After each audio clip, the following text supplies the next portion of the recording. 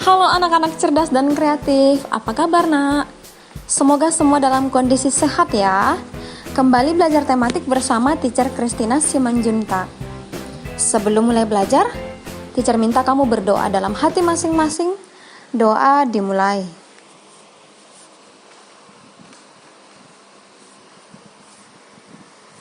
Doa selesai. Hari ini kita belajar IPA, masih tema 6H ya. Adakah di antara kamu yang pernah melihat bulan purnama? Ketika cuaca cerah dan tidak berawan, tentu kita bisa melihat bulan dengan jelas tampak di langit ya. Bahkan dalam beberapa hari ini, fenomena alam yang terjadi di langit adalah penampakan permukaan bulan yang berwarna orange ya, atau kemerah-merahan. Nah, mungkin di antara kamu ada yang melihatnya. Tentu kamu mungkin merasa takjub ya. Benar sekali. Dan sambil bersyukur bahwa semuanya adalah ciptaan Tuhan. Nah, anak-anak cerdas dan kreatif, kembali lagi belajar bersama Teacher Christina Simanjuntak ya. Hari ini kita mau belajar gerakan bulan serta fase-fase bulan, kemudian gerhana bulan dan gerhana matahari, serta sistem penanggalan. Kita menggunakan buku penerbit Erlangga ya. Siapkan buku kamu, buka halaman 48.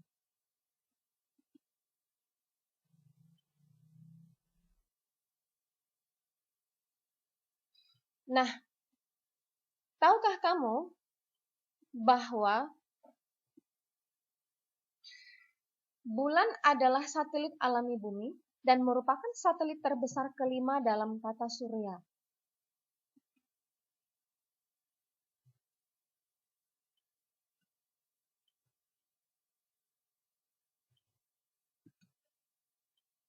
Sama seperti bumi, bulan juga tidak bisa memancarkan cahaya sendiri karena bukan termasuk bintang ya. Cahaya bulan yang kita lihat pada malam hari merupakan pantulan cahaya matahari yang dipantulkan oleh permukaan bulan.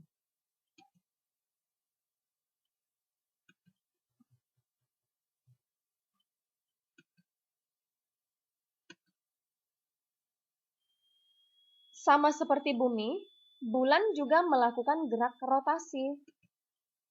Waktu yang diperlukan bulan untuk melakukan satu kali rotasi disebut kala rotasi. Kemudian, bulan juga bergerak mengelilingi bumi yang disebut dengan revolusi bulan. Waktu yang diperlukan bulan untuk melakukan satu kali revolusi disebut kala revolusi bulan.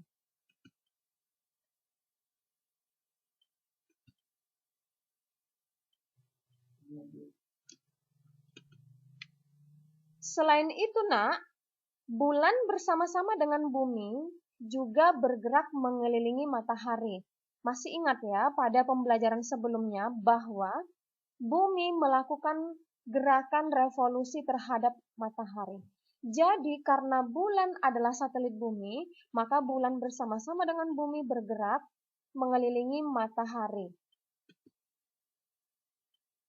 Kala revolusi bulan terhadap bumi sama dengan kala rotasi bulan pada sumbu atau pada porosnya, yaitu 29 hingga 30 hari. Nah, ini jelas sangat berbeda dengan rotasi bumi ya, nak ya. Kamu tentu masih ingat bahwa rotasi bumi, satu kali rotasi bumi adalah 24 jam. Lalu, satu kali revolusi bumi adalah 365 seperempat hari.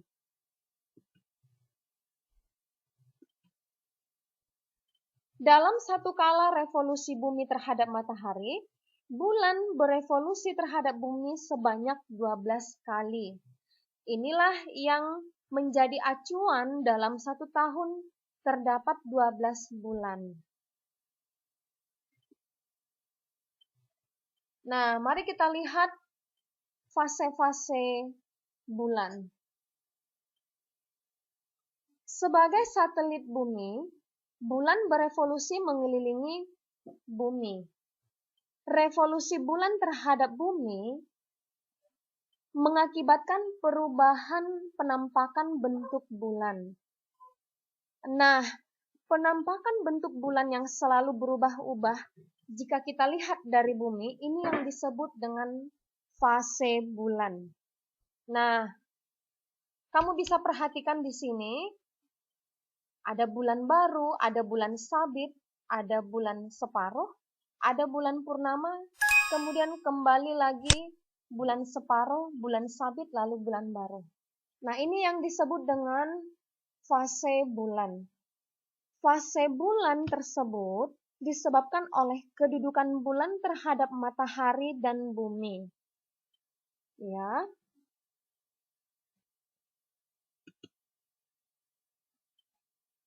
Nah, jadi penampakan bentuk bulan yang selalu berubah-ubah jika dilihat dari bumi, ini yang disebut dengan fase bulan.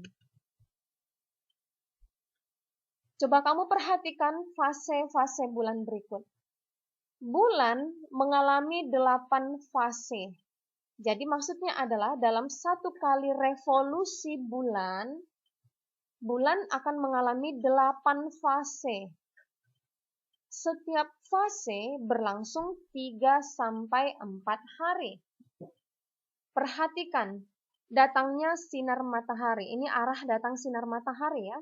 Perhatikan kedudukan bulan. Nah, ketika kedudukan bulan berada tegak lurus antara bumi dan matahari, sehingga dari arah bumi, permukaan bulan tidak tampak. Kamu bisa lihat ya, bayangan hitam. Hanya yang datang dari arah matahari yang cerah. Sehingga ini yang disebut dengan bulan baru atau juga bulan mati. Artinya tidak tampak dari bumi. Ini yang hari pertama.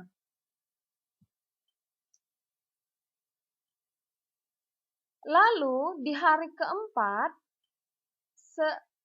seturut dengan kedudukan bulan,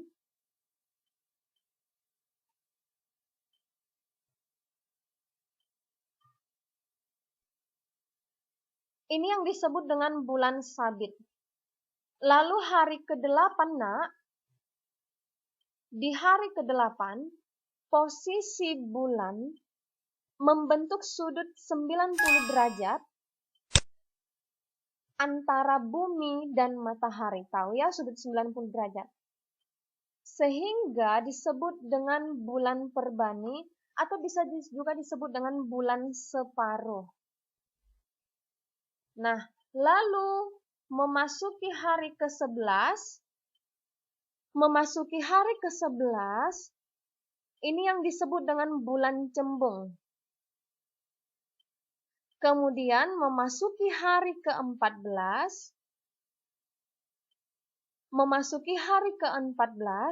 kembali yang namanya bulan purnama. Mengapa dikatakan bulan purnama? Bulan purnama ini adalah permukaan bulan yang sepenuhnya tampak cerah dari bumi. Nah, ini yang teacher sebutkan tadi, kamu pasti pernah melihat bulan purnama, bukan? Bulan purnama ini posisinya sejajar atau tegak lurus dengan bumi dan matahari, sehingga permukaan bulan yang tampak dari bumi tampak cerah, sehingga disebut dengan bulan purnama. Lalu memasuki hari ke-17, kembali posisi bulan, sehingga disebut dengan bulan cembung. Kemudian di hari ke-21, kembali kedudukan bulan membentuk sudut 90 derajat antara bumi dan matahari. Ini yang disebut dengan bulan separuh. Lalu pada hari ke-25, kembali bulan membentuk bulan sabit. Nah, lalu setelah itu kembali lagi bulan tidak tampak dari bumi, dan ini lagi yang disebut dengan bulan baru atau bulan mati. Sehingga fase bulan akan diulangi kembali.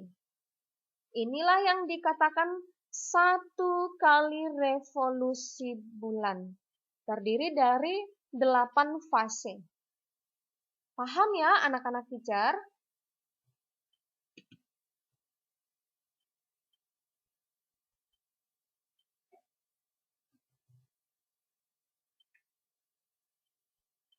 Nah, setelah mempelajari fase-fase bulan tadi, dalam tata surya kita juga terdapat yang namanya fenomena-fenomena alam. Mari kita perhatikan gerhana bulan.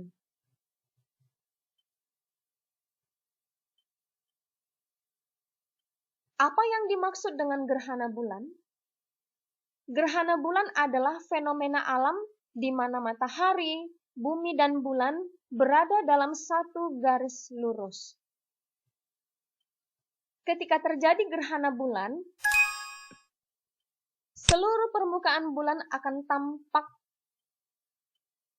tampak tidak utuh atau bahkan dapat hilang seluruhnya. Ya, mari kita perhatikan.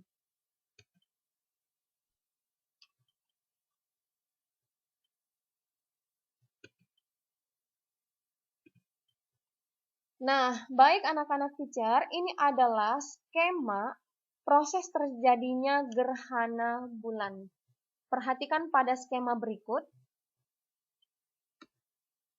Tadi teacher katakan bahwa gerhana bulan terjadi ketika bumi, bulan, dan matahari berada pada satu garis lurus, di mana bumi menjadi penghalang bagi bulan untuk mendapatkan pantulan sinar matahari. Ingat, karena ini adalah gerhana bulan, maka gerhana bulan hanya terjadi pada malam hari. Paham ya? Hanya terjadi pada malam hari. Nah, sebelum kita belajar tentang proses terjadinya gerhana ini, teacher mau sampaikan terlebih dahulu beberapa istilah. Yang pertama adalah umbra. Umbra itu adalah bayangan bumi yang paling gelap. Yang manakah bayangan bumi yang paling gelap? Kamu bisa lihat pada gambar ini. Ini yang disebut dengan umbra. Ini adalah umbra. Daerah gelap ya, bayangan bumi yang paling gelap. Karena tidak mendapat sinar matahari. Lalu yang kemudian, penumbra. Penumbra adalah bayang-bayang bumi yang paling terang. Yang manakah penumbra? Nah, posisi yang di sebelah ini. Ini yang dikatakan penumbra. Ada dua sisi ya, ini juga dikatakan penumbra.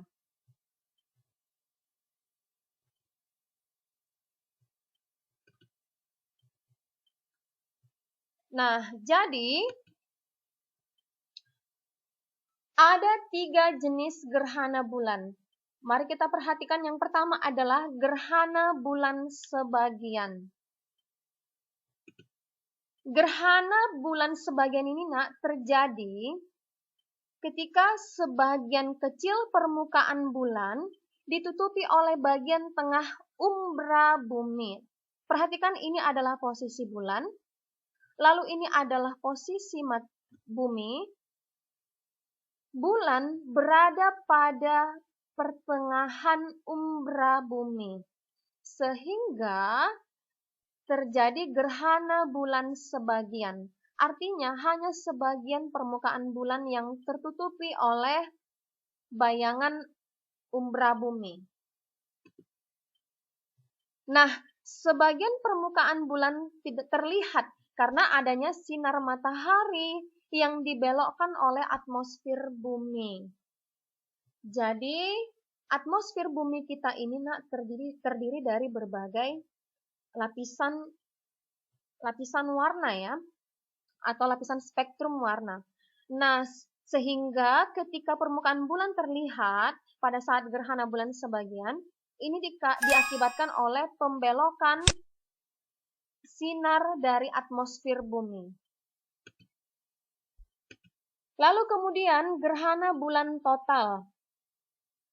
Perhatikan gerhana bulan total terjadi posisi bulan berada sepenuhnya tepat di bagian umbra bumi. Benar-benar sejajar tegak lurus antara matahari, bumi, dan bulan. Bisa kamu perhatikan ya.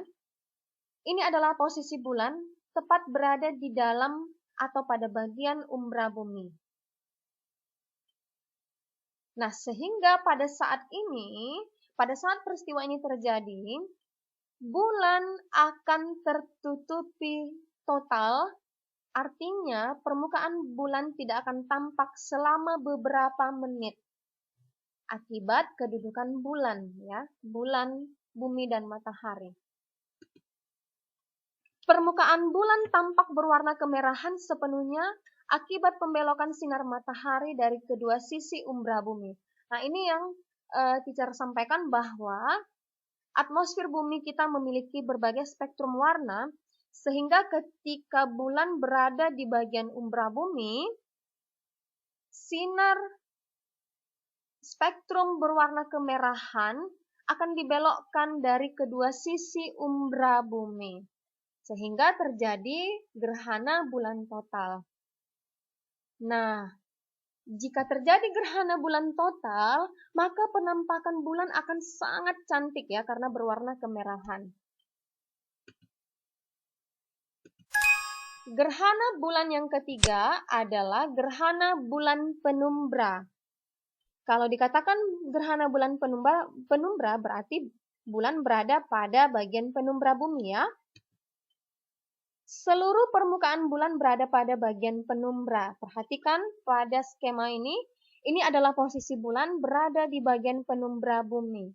Ingat tadi bahwa penumbra itu adalah sisi terang bayangan bumi. Oke? Jadi pada posisi ini, bulan masih dapat terlihat dengan warna yang tidak begitu jelas ya.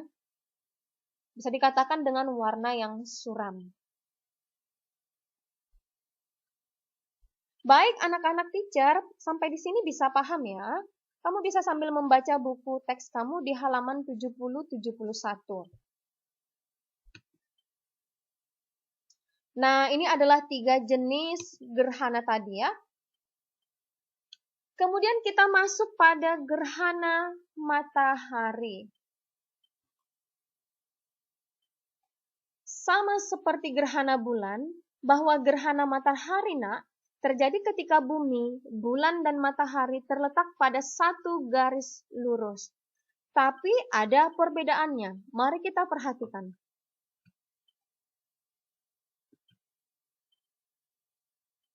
Iya, gerhana matahari terjadi ketika bumi, bulan, dan matahari berada pada satu garis lurus.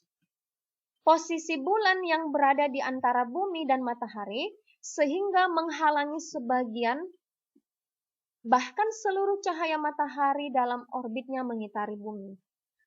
Maksudnya adalah pada saat gerhana matahari, bulan berada di antara bumi dan matahari sejajar atau berada pada satu garis lurus. Kalau tadi pada gerhana bulan, bumi yang berada di antara bulan dan matahari. Tetapi pada gerhana matahari, bulan yang berada di antara bumi dan matahari. Nah, tentu kamu tahu sebagai satelit, ukuran atau diameter bulan jauh lebih kecil dibandingkan planet bumi. Tetapi, akibat kedudukan bulan, ternyata bisa juga menutup atau menghalangi sebagian atau seluruh cahaya matahari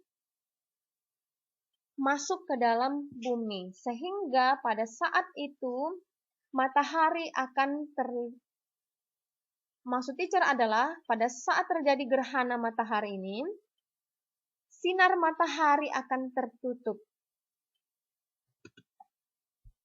Perhatikan skema gerhana ini ya.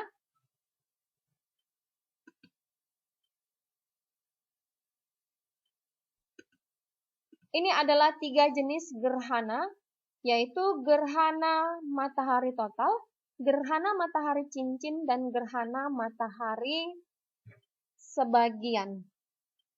Gerhana matahari total terjadi pada saat bumi berada di daerah umbra bulan. Lalu gerhana matahari cincin terjadi saat bulan berada pada titik terjauh dari matahari. Lalu gerhana matahari sebagian terjadi pada saat bumi berada di dalam penumbra bulan. Baik anak-anak teacher, paham ya sampai di sini? Kamu bisa baca buku kamu untuk menambah wawasan di halaman 87. Nah, apa hal-hal penting tentang gerhana matahari? Coba perhatikan.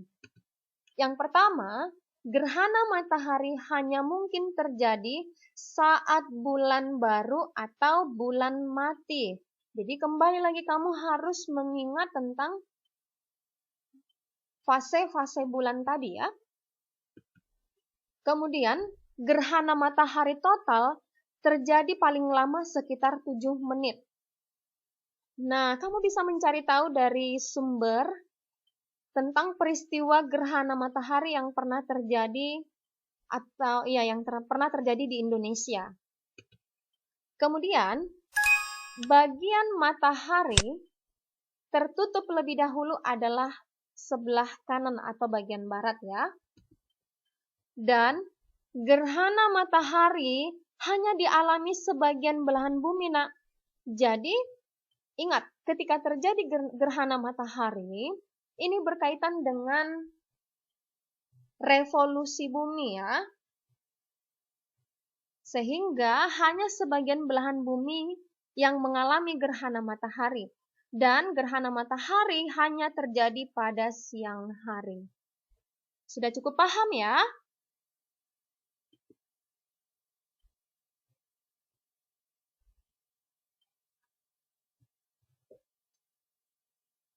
Nah, materi terakhir kita adalah sistem penanggalan.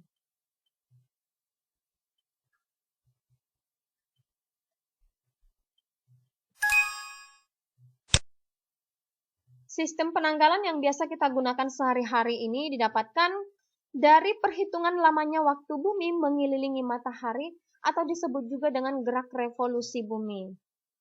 Yang kita gunakan adalah penanggalan Masehi ya. Ini yang disebut dengan penanggalan tahun Masehi. Tetapi ternyata, Nak, di berbagai negara ataupun kepercayaan bukan hanya ada penanggalan Masehi. Kita juga akan belajar sistem penanggalan lainnya. Buka buku kamu halaman 110.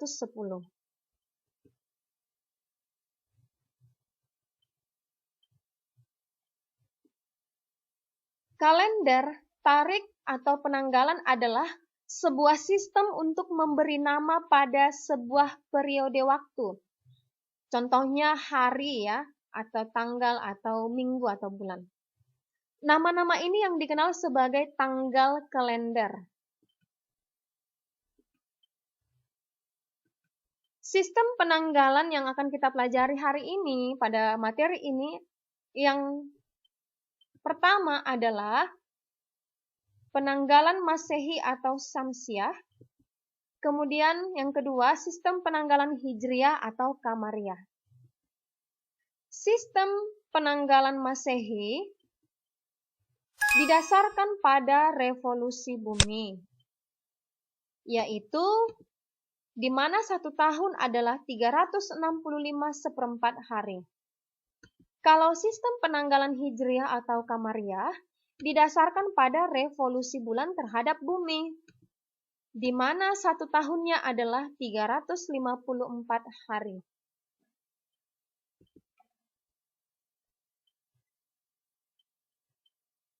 Nah, sistem penanggalan Masehi.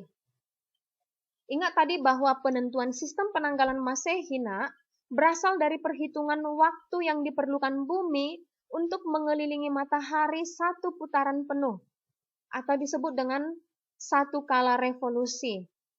Ingat bahwa satu kala revolusi bumi adalah 365 hari. Nah, ini yang digunakan sebagai perhitungan waktu 1 tahun. Masehi ini juga disebut juga dengan Syamsiah ya. Oleh karena kala revolusi bumi dalam 1 tahun adalah 365 hari, maka setiap 4 tahun sekali, Nak, revolusi bumi digenapkan menjadi 366 hari. Tahun yang terdiri atas 366 hari dikenal dengan tahun kabisat, yaitu terdapat penambahan 1 hari pada bulan Februari menjadi 29 hari. Jadi,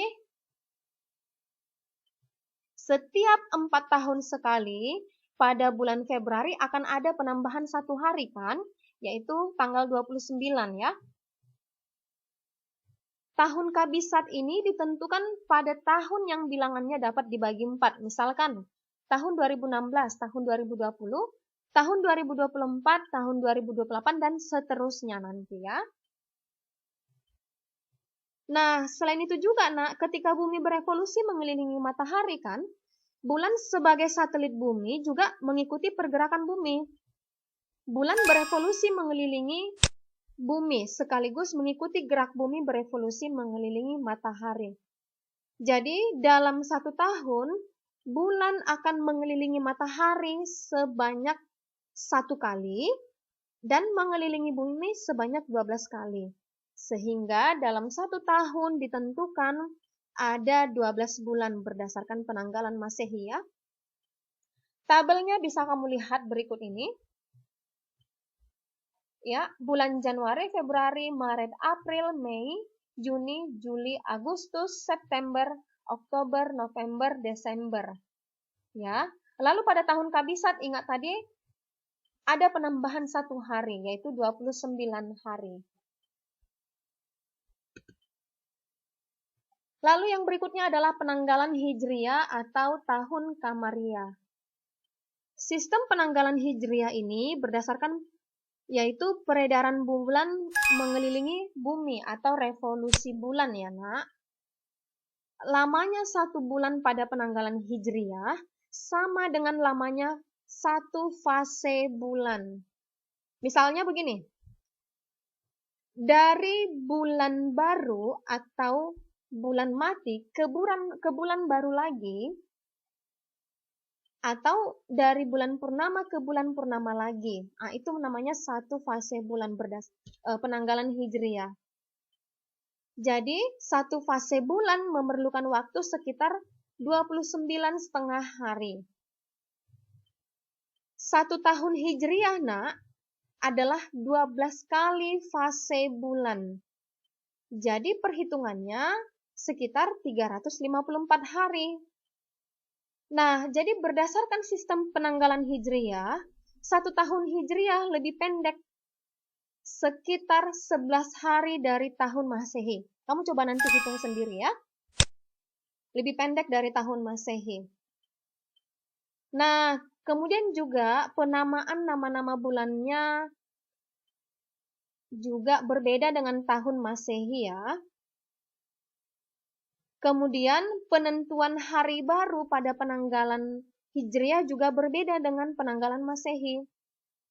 Kalau dalam kalender Masehi, hari baru dimulai pada pukul 12 malam atau pukul 00. Artinya begini, kalau pada tahun Masehi, pukul 00 itu sudah masuk ke hari yang baru, ya. Sedangkan pada tahun Hijriah, hari baru akan dimulai pada saat matahari tenggelam. Jadi begini, ketika matahari tenggelam berdasarkan penanggalan Hijriah, maka hari yang baru telah dimulai. Seperti itu ya. Kamu bisa melihat tahun Hijriah, nama-nama bulan pada sistem penanggalan Hijriah ya. Nah, apa perbedaan kalender Masehi dan kalender Hijriah? Coba perhatikan. Awal penetapannya Kalender Masehi ditetapkan sekitar 45 sebelum Masehi. Nah, ini adalah ditetapkan oleh Julius Caesar dari kerajaan Romawi.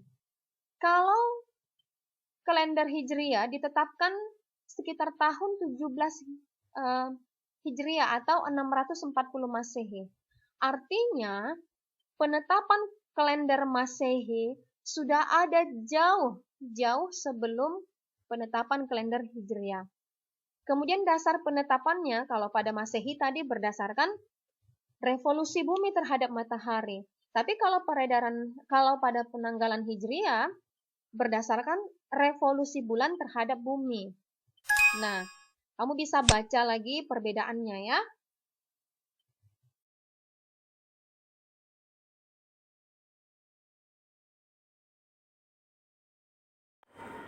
Demikian pembelajaran kita hari ini. Tetap semangat, rajin membaca buku, jaga kesehatan. God bless.